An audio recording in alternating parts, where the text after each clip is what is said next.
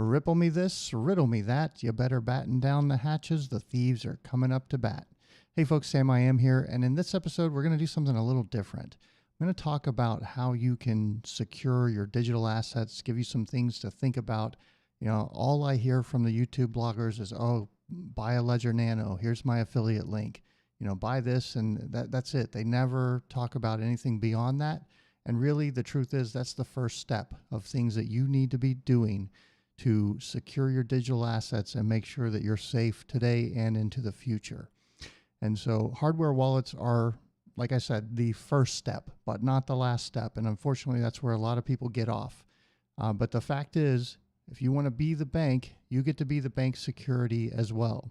So if you're not going to hire armed guards to stand outside your house and follow you around 24/7, then you need to take some other appropriate measures. And so that's what we're going to talk about in this episode. The Ledger Nano right here is the kind of the gold standard when it comes to backing up a lot of different cryptos. They probably have the greatest number of coins that they will back up. But there are others out there. Trezor is one. Cassie's a new one, I think, that I haven't heard of before, but I saw on Amazon when I was kind of looking through researching for this. So, you know, get whatever you want. Just make sure that it stores the coins that you actually want to put on the ledger. And a lot of times I talk about XRP, but this episode, it really applies to any crypto across the board because these are principles that you need to think about and keep in mind when it comes to keeping your wealth safe, essentially. A lot of it goes to private key management. Once you've got your backup made and you've got that seed word list, that is your private key. It's a representation of your private key. What do you do with that? How do you secure it? You know, what kind of steps do you need to take? And I'm going to give you some, you know, very real and what should be very sobering examples of what have happened to people who have not taken this seriously. So let's jump in here. Okay, so one of the very first things that I hear all the time is, oh, you need to order the Ledger Nano from the factory, from Ledger directly. It ships over from France. The people who are doing that are using an affiliate link, and they say anywhere else it's not safe, and they've been hacked and this and that. And I'm calling FUD on that. That is ridiculous. I've looked into it quite a bit. I've ordered mine off Amazon. I've had zero problems. And I think this is kind of where it comes from. This is a review, somebody claiming that these little spots right here, I mean, mine doesn't have them, but theirs did when they got it. They're claiming, oh, somebody's clearly taking this out. Those are fingerprints. They don't look like fingerprints. So therefore, my ledger has been hacked and this and that. Just not true. I mean, my best guess is this is metal. These things go on an airplane. And they're going to condensate a little bit, and that may be what that is. Maybe it was just something from the factory, but to suggest that it's hacked is kind of ridiculous. Now, there is a way to verify this. Ledger has a web page right here where you can do a hardware integrity check. They also give you, for each version of the wallet, you can open it up by pulling this little metal piece off and pulling the plastic cover off to where you can see the actual circuit board. And if that has been modified, if it doesn't look like this picture, then yes, it has been hacked. But as far as I know, there are no cases of that. They also give you some little scripts that you can use to verify the key, the hardware key, basically, you know, just make sure it's as the factory sent it out the door. And then also the other big thing is when you transfer funds off of the Ledger Nano, I don't know about the others, but it will show you the wallet address on the little LCD screen. It will go scrolling by, and you need to compare that with the Ledger Live software where they're showing you, here's the wallet we're transferring from, and so forth. So if you do that, you should be fine. And, you know, I don't have any problem with people that want to, you know, if you want to support one of the other YouTubers that are out there using affiliate links, I think they get $10 or something. It's going to take longer to ship the ledgers to you from France. You know, Amazon, you can get them 2 days on Amazon Prime. Whatever you want to do, I don't have a problem with anyone doing that. It's a good way to support bloggers that you appreciate and like the content that they put out. But at the same time, I don't want to perpetuate this myth that oh, it's not safe to order them anywhere else, when really it is. There are some hacks. Now, one of the scams is if somebody gets a hold of it and they give you these little cards right here to write your seed word list down on. I do not suggest that you use these, but what has happened is some criminals will get a hold of the ledger, they'll go through the setup process, and they will give you a card like this that's professionally printed, looks probably just like this, and it's already got the seed word set up, and this is already set up. And what they're hoping that you will do is transfer your crypto onto the ledger, and they have a copy of this, and down the road sometime they'll come in and clean you out. So if you have to go through the setup process, and I'm going to talk about that, but if you ever get one that's printed out like this, don't use it, period. Okay, let's see here. So certain tools that you're going to need to do this and to do it properly. The first one is a seed key worksheet. Now, I mentioned don't use this. The reason I don't like this is because it's so small and you have to write very tiny letters. It's easy to make a mistake. What I recommend is that you make a worksheet like this in Word. If I can get it to you, read. This is my world domination account. I was going to put 1 trillion XRP on here, but I decided to go really big and put 110 billion on. But you can see I've laid it out with the numbers, all 24. I've written the words from the BIP 39 seed word list, which is this right here. It's basically a way to represent numbers as words so that you can have this mnemonic instead of just a numerical long string of numbers. A little easier to work with for us humans. And basically, you can also see I've written these out in big block letters. And the other thing, this is the titanium seed word plate that I use. What you'll notice is these two are laid out exactly the same. So there's 12 on one side, 12 on the other, same on my worksheet, 12 and 12. And that is to minimize mistakes, because if you make a mistake transferring these words over to here, you can lose your crypto. And I've actually, I'll tell you about it later, but I've made one of those mistakes, and I currently have over 10,000 XRP locked up that I can't access right now. I think I know where the mistake is. I'll be able to figure it out, but for now it could be lost. So don't make that mistake. Okay, the other thing you're going to need is a punch set like this. These are about 13 bucks. This one has letters and numbers. Some people don't use the seed word list. They translate it into something else to make it kind of a coded list. You can do that as well. But these are just little pieces of steel. I don't know if you can see that, but they have a letter on the bottom. And then you're going to need, let's see, a jeweler's plate as well. This is the one I bought. It's right there on the screen, about 16 bucks. This is a 4x4x3/4, a little heavier. My daughter, it had a little flap thing. It was in a plastic bag. She held it up in the car and it smacked her in the face. So they're heavy. Be careful with them. And essentially, oh yeah, and then these are the seed word plates. Now I like this one. It comes with 2 in a pack like that.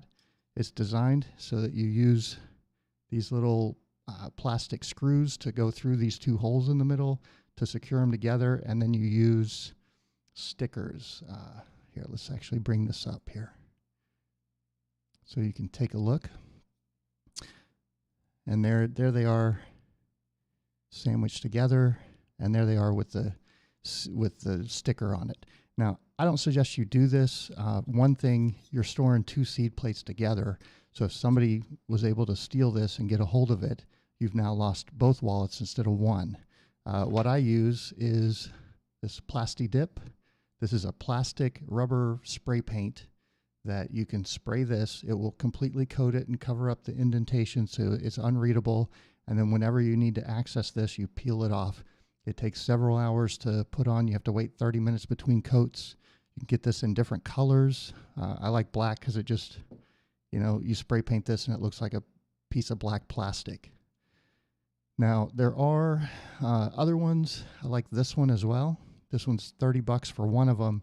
These are 20 for 2, so this is a $10 plate, whereas this one, to do 2 or 3 of these would be $60 or $90.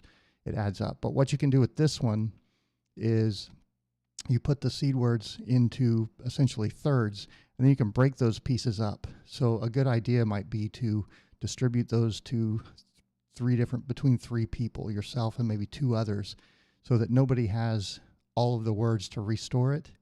And what you could also do, though, is fill this out into thirds. So you've got 2/3 here, 2/3 here, and 2/3 here. And you give those to, you keep one, you give those to two other people that you trust. That way no one person will have the whole key, but you'd have to get two people together. And then the reason I say do it into thirds is because if one of those persons dies or drops off the face of the earth or loses it, you don't lose your funds, essentially. You still have that other person that's going to have the other 2/3 or the other third that you need, and you'll be able to do that. So you can do it with these for $30 or these for 60. Something to consider. Okay, and then you will also need, let's see, a 5-pound hammer or 2.5-pound hammer will work fine. I think you can get this one at Walmart. Any big box store, Home Depot or Lowe's would have it as well. And essentially what you're going to do is use your jeweler's plate. You're going to put this down here, and you're going to use your stamp to set it on in the right word with the right letter, and then you hit it on the top with the hammer one time, makes an indentation, and then you go through, rinse and repeat over and over. It takes a couple hours to fill one of these out. It's a slow and long process. I tried to do it on concrete. It was not nearly level enough. That's when I bought this. It's well worth it to produce a good looking seed plate. Okay. And then the last thing you're going to need is a lighter, because when we're done, you're going to set fire to this list. So we'll go through that in a little more detail here. Let's talk about the process. Now, this is not a how-to I'm not going to walk you through the setup. I'm not going to do it. There's plenty of videos out there. Go watch one of them if you don't know how to use your Ledger Nano. They're great for teaching you the basics of it. But essentially, what you're going to do is turn this on and either initialize or reset it. It's going to walk you through a seed word list. And again, instead of using this little tiny card, use this great big one. Write your letters out in big block letters so that they're easy to read. Please don't steal my 110 billion XRP. And then once you've finished, the Nano is going to then walk you back through, and you're going to have to re-enter all these words to verify them. Once you've done that, this thing's set up and good to go. Take it, set it aside. Then what you're going to do is take this sheet and transfer the words over from here to here. Now, the fastest way I've done this is to actually take one word at a time, pull all the letters. If it's host, you take out the 4 letters that you need, like this. I would line them up so that they spell out host, lay them down, and then I pick up one, stamp it, put it down, pick up the next one, stamp it, put it down, next one, stamp it, put it down, next one, stamp it, put it down. It's the fastest way to go. Then you put them all back, and then you pull the next word on the list, and you just keep going that way. At first I did it one letter at a time, and it just is a lot slower that way.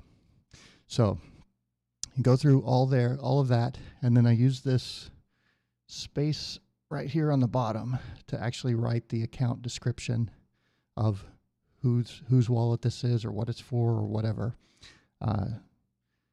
to record that. Okay. And then what you're going to do is go back to the Ledger Nano, initialize it, enter your PIN, all that stuff, and you're going to transfer a small amount, like 20, 25 XRP or a small portion of Bitcoin or whatever you're backing up onto the Ledger Nano. And then you're going to reset it and wipe it out. And then you're going to take not this, but this, because once you burn this, it's gone, and all you're going to have is this.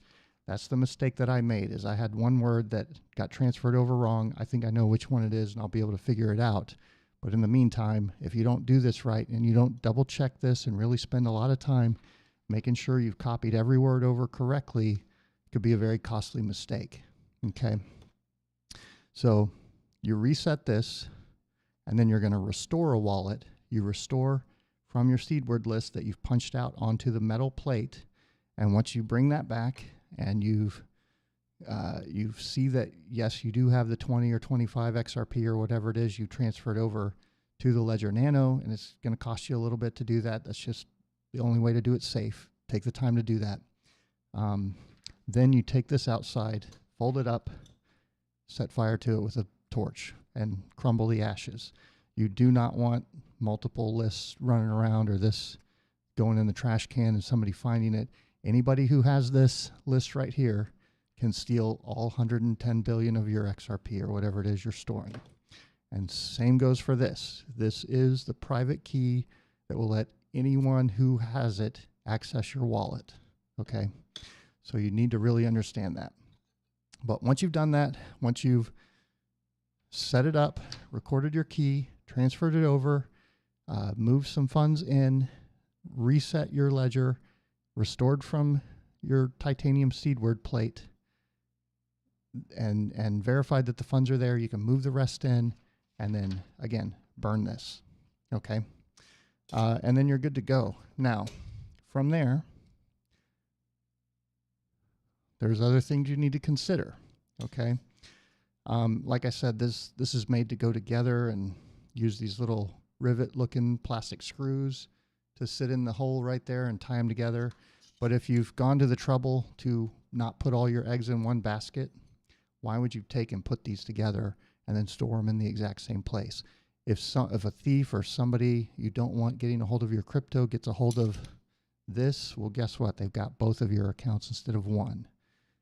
That's another thing I should mention. Once you've gone through that process where you've backed this up, you've verified it, you've reset this and reloaded it, you can then reset this again and go through the whole process and set up another one of these without buying another ledger. Now, you'll only be able to access the funds at the same time.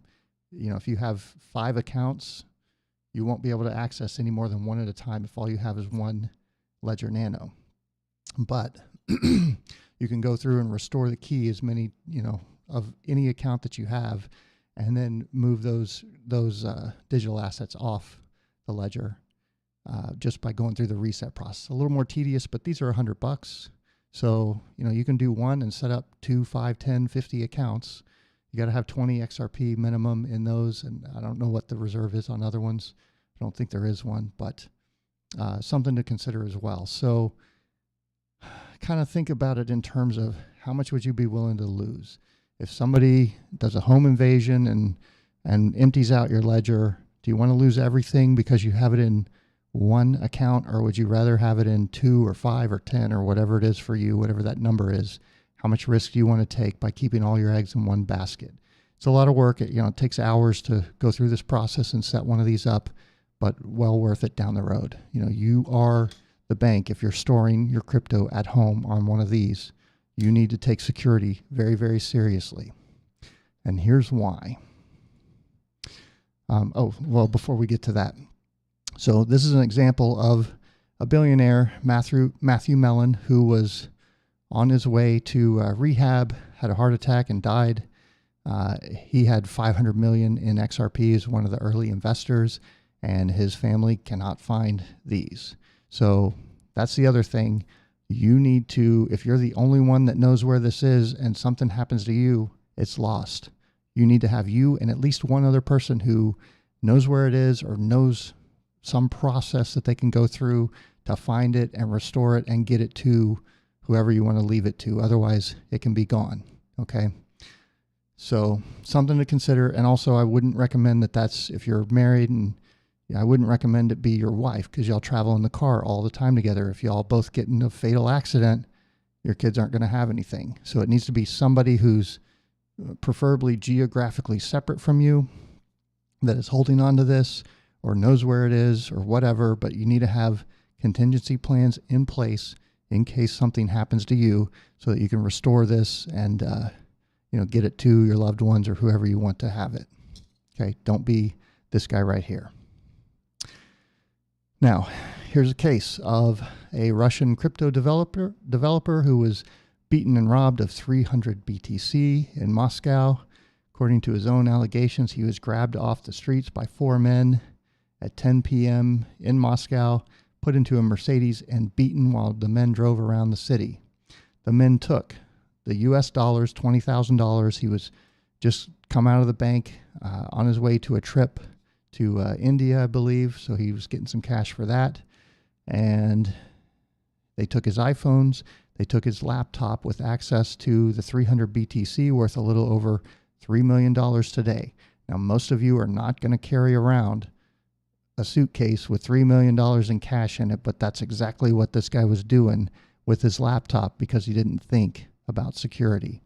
Don't be this guy, okay? And these stories, unfortunately, are a dime a dozen. You know, here's another one. Guy was robbed of $1 million. When he refused to hand over his keys, they took a knife and cut his face open. Okay, and then you better believe he gave up his key after that. So there's a lot of people that think, oh, well, this is protected by a pen and I just won't give them the pen. Bullshit, you won't. When they start beating you or cutting your face open or threatening to do who knows what to you or your family or your kids, you're going to give it up if you're able to. So we're going to talk some strategies to kind of give you some defense against this.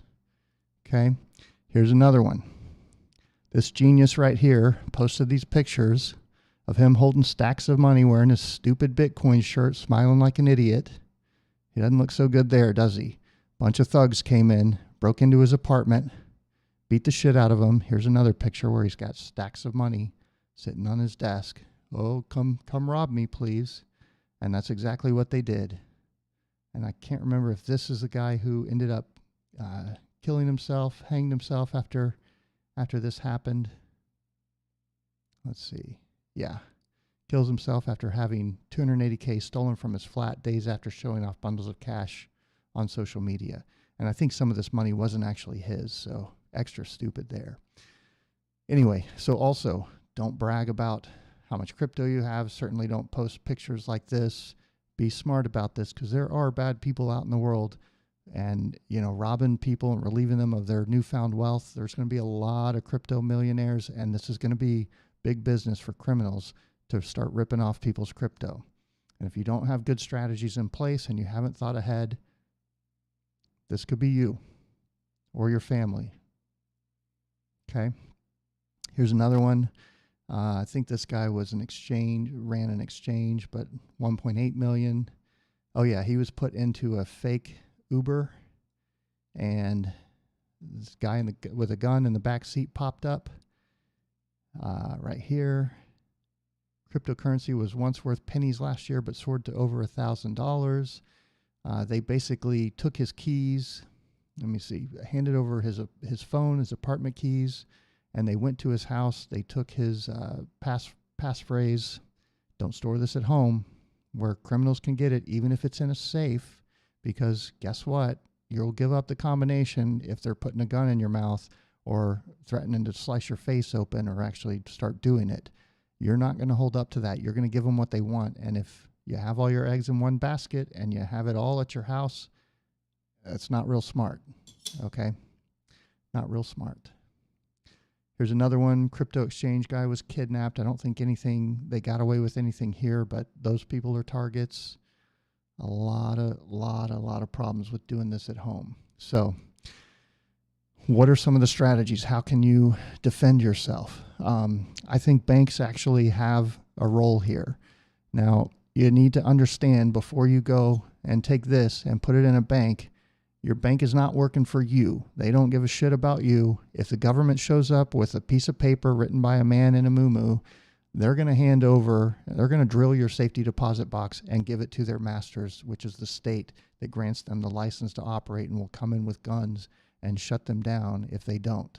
Okay? So don't think if you take and put this in a safety deposit box that it's 100% safe. It is not. The government can come in and take it anytime that they want to or decide to. So, however, this, I think, is a great place to put it in. This is a great item to put in a safety deposit box. And the reason is it's PIN code protected. If you try and use it, if you get the PIN wrong more than 3 times, it wipes it out. And then you're going to have to restore from your seed plate. So this in a safety deposit box in the government's hands is not going to be as usable as something like this. And then all these scenarios where I just talked about, they're either the guys were carrying the stuff on them, or they were breaking into their home or going to their home to steal this stuff with the pen. If this is in a safety deposit box in the bank, nobody else can go get that. It's only you. And it's only during banking hours. So if they do this in the middle of the night, you're going to say, well, I'm sorry, guys. My ledger is at the bank. I can go get it in the morning. Of course, then you can call the police once you're in the bank and it's safe. So that gives you a very high level of safety and security, not keeping this at home. And so what I would recommend, or I think one great strategy, is you have this. You go in once a month, once a week, or randomly is even better, so that you don't have a routine. And you bring in a laptop that's got internet connection. A lot of these bigger banks will have conference rooms where you can go plug in, and you transfer off of your Ledger Nano into an exchange and into fiat and eventually into the bank account. I would also recommend that you have a wallet on your cell phone, and you use that to keep a small amount of crypto. So you top that off, and then I think a lot of us will end up having like the Wirex crypto cards where you deposit XRP and then you spend in fiat wherever you go, anywhere that takes Visa or MasterCard. So you top all those things off without ever leaving the bank.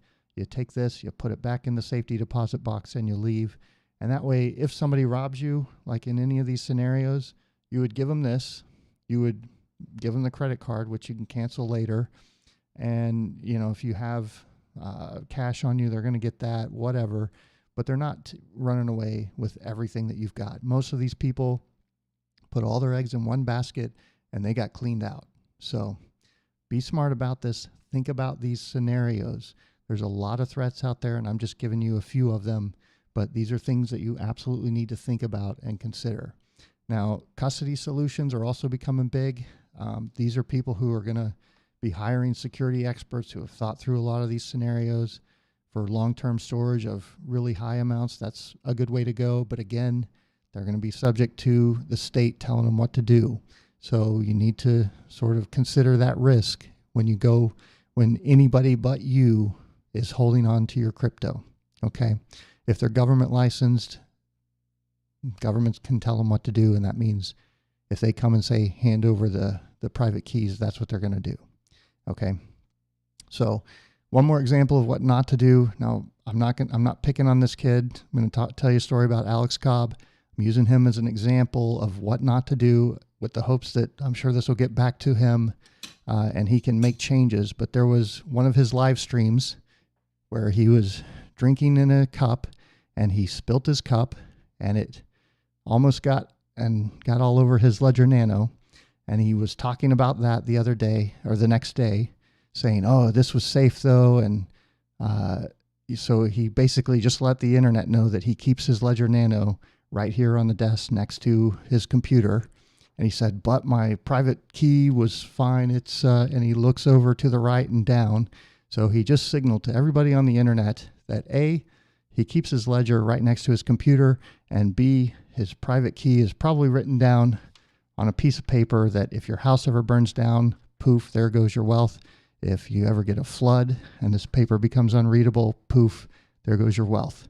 This thing you could bury in the dirt, and 50 years later, it would be fine. Okay, so that's one of the reasons you need to spend the money to use this instead of a piece of paper. It's just not as safe. And you also don't want to telegraph this stuff. Now, a few days later, this was a couple months ago, that he said this, and then I was back on his stream a couple days after that, and he talked about, oh, well, my crypto is safe because I've got the PIN number and I just won't give it to him. One final story here. 4 mass robbers had broken into the house of cryptocurrency trader in Oxfordshire and forced him to transfer all of his Bitcoins to them at gunpoint. I'm sure this guy had everything on a PIN code protected device too, and you can see how much that mattered. The criminals don't care. They will hurt you. They will destroy your life. They will kill you to get what they want, especially when we start talking about millions and millions of dollars. So I hope this gave you some things to think about. Be smart about this. Really consider putting some geographical distance between you and your keys. You know, you can also put them in like time lock safes where they won't open for 12, 24 hours, 48 hours, something like that. It's locked away so that if you ever have to get to it, well, you can't. But, you know, it provides you an additional level of security. The more you can do to stretch out the time that some potential kidnappers or home invaders or whatever have to sit there and wait around, the less likely it is to happen, or the safer you're likely to be with your digital assets. Okay, so be smart. I'm sure there's other things I haven't considered. If you have a good article or something and you want to share some more ideas, here's one from a guy named Nick, who is one of the C++ developers at Ripple. He wrote an excellent article on security at conferences. I read this. I highly recommend you go read this. I will link to it in the description. If you've got some tips and so forth, put them in the comments. And if the best ones that I really like, I'll add to the description in this video with a link so that other people can find that as well. Start thinking about this, folks, because, you know, it's going to be big business relieving people of their crypto who are not smart enough, who didn't think that, oh, gee, maybe bragging about my wealth on social media is not such a good idea. Don't be this guy. Okay? Don't be this guy. Be safe. Secure your crypto. Think about security, and you'll have wealth to pass on to your kids. All right. I'm Sam I Am. We'll catch you next video.